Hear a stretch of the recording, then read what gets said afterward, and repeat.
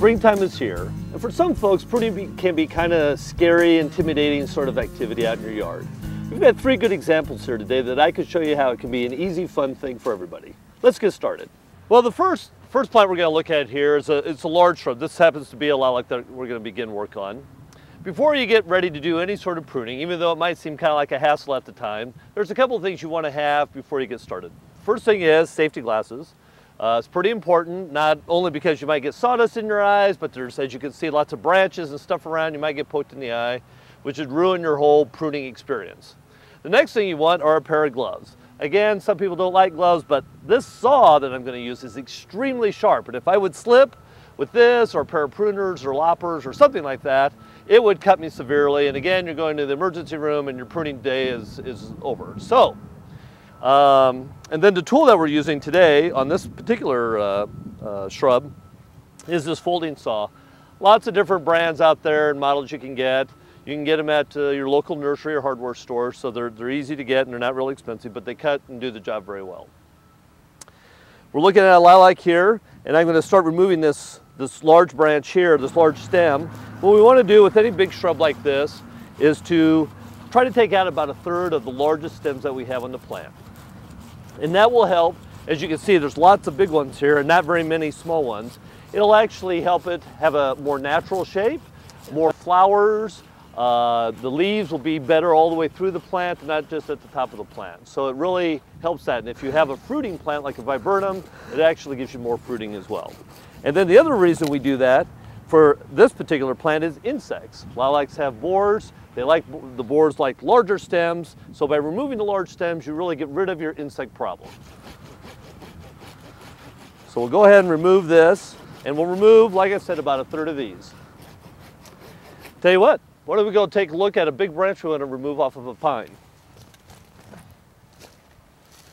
Well, now here we are with this pine, and we're going to take off a larger branch here. When pruning trees, a couple of things to remember. You're looking for dead or diseased branches, branches that are rubbing against each other, it's causing problems.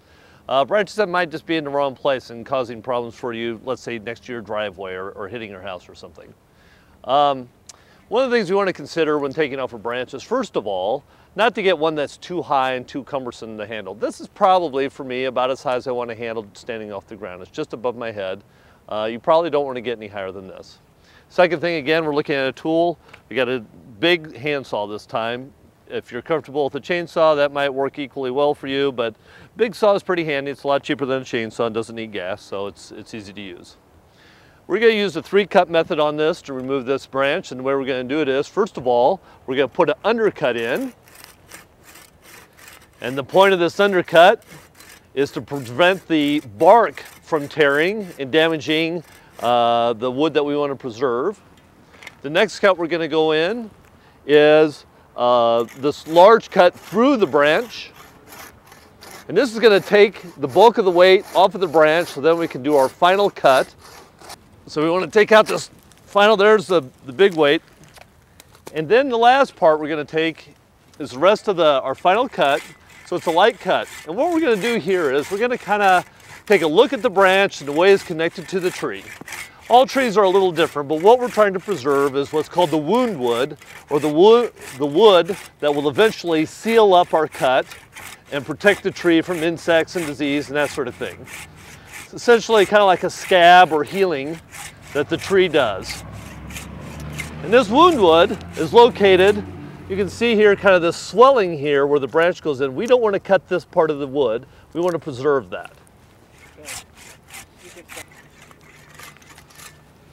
So we want a nice smooth cut. We preserve this branch bark ridge, which will eventually seal this cut. Now let's go take a look at the crabapple and the pruning we're going to do to that. When pruning a crabapple, some of the things we're looking at is taking some of the crossing branches, so those branches that are growing and rubbing on each other, broken branches, again, diseased branches, so kind of the same sort of criteria that we were looking at before with the other plants. You can see here with this crab, we have some that are growing in some odd directions.